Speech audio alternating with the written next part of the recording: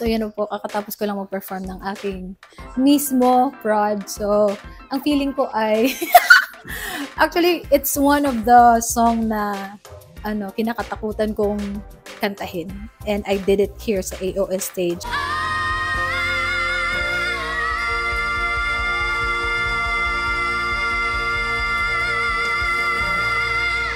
And sana po ay nagustuhan ng mga kaayos at mga kapuso natin. Kasi guys, as in, kinabahan talaga ako, nanginginig ako. Pero like, I think I did it. So, yeah, that's for all of you guys. Syempre, ang feeling ko nakaduet ko yung self ko na parang, parang tinitignan ko yung self, parang mirror ko, parang medyo naiiyak ako kasi parang feeling ko ang layo na narating ko sa buhay. Parang super, super layo sa buhay ko before. So, it made me like emotional. So, I'm happy na nakapag-perform ako ng sa sarili ko, hindi lang yung mga queendom.